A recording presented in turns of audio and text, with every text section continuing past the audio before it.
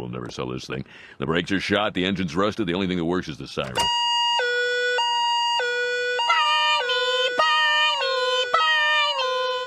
I'll do it!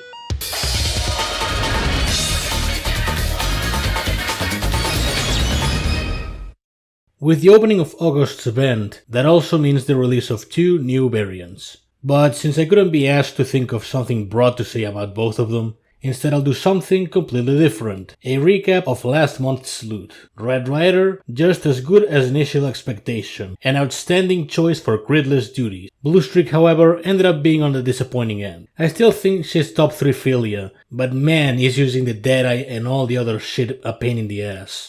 As for the current event's possible polls, it's definitely an improvement over last month. Most of the Relic's content is fairly desirable, for utility or flex. Of course, like last month, only purchase the Season's Pass if you really need that final Fang. As for me, well, this time I didn't get either of the 2 new ones. But I got Grimfan 8 minutes in, so all is forgiven.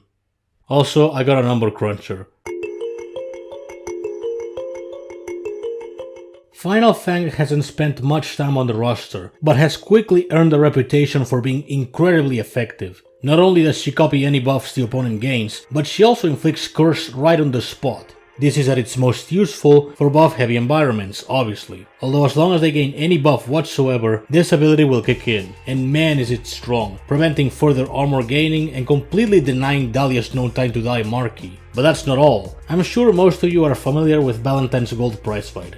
You know, the one with the debuff swarm effect. Well, the devs quite literally took that and applied it to Final Fang. So not only do you possess the means for buff control, you can further benefit from it by landing armor breaks, multiple bleeds and whatever else. Of course, much like Double's Marquee in Chaos, do not go in a fight expecting a hex right away. But unlike Chaos, it is comparatively easier to use, since you don't require crit rate, just accuracy as means of further boosting its effect and a singular debuff. Worth noting that you may want to run as many multi-hit moves and combo extenders as possible, in order to maximize the amount of potential debuffs you land. It's pretty difficult to find any flaws in Final Fight, aside consistent debuffs that are not curse. And to a certain degree, if the opponents don't gain any buffs, you won't inflict direct curse at all.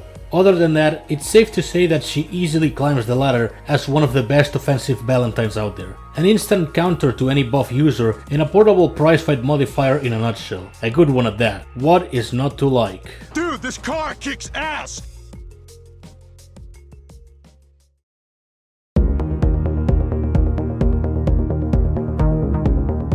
As previously mentioned, Blue Streak was a case of plenty of style and not enough substance to live up to the hype. Alter Ego is a similar case. So here's the crux of the issue. The gradual debuff infliction is overall minimal and barely felt. Even in defense, you're just one immunity tone away from fully ignoring it, but thankfully the Chaos Marquee saves the day for the second ability, and Altor's main interaction. Using a taunt, she will remove every debuff from the opponent, but deal 25% of Double's attack per debuff removed, as well as permakill them if the damage is fatal. For this to be efficient, you'll need a lot of debuffs, hence the Chaos Marquee. The core disadvantages are that you're playing as Double, so be ready to change elements a lot and not get what you want. Additionally, your starting element is Fire, which is not the worst possible element, but it certainly isn't ideal either. The best defenders she gets to counter without transmuting are Evergreen Evil and Armed Forces. Once that part is out of the way, the instant debuff removal hurts, but it technically should pay off for the health removal, and it does. In spades. The higher the streak, the less noticeable the damage removal will become. Not to mention, you're trading a mass array of debuffs present onto the opponent for instant damage. The former being arguably more preferable if you get to inflict several good debuffs such as Hex, Inverse Polarity and so on. You're forced to always carry a taunt to make any use out of her, so that takes up a move slot. As for Rift viability, it's rather minimal, due to lack of recovery, pinwheels being everywhere, and not many air defenders to benefit from. It's an interesting experiment of a variant to say the least, and I definitely wouldn't mind if the concept is further explored. Currently, Alter Ego may be better than some of her Diamond Double sisters, although not by much. And hey, credit where it's due. She gets rid of Immobilize from the opponent. Thank fuck for that. Ludicrous was a word that we heard. Bueno, hemos ganado, ha ganado España 4-0 y bueno, vamos a celebrarlo como hay que celebrarlo, gritando como un hijo de puta. ¡Campeones! Y ese grito pasará a la posteridad, así que celebrarlo. Hasta la próxima, chao.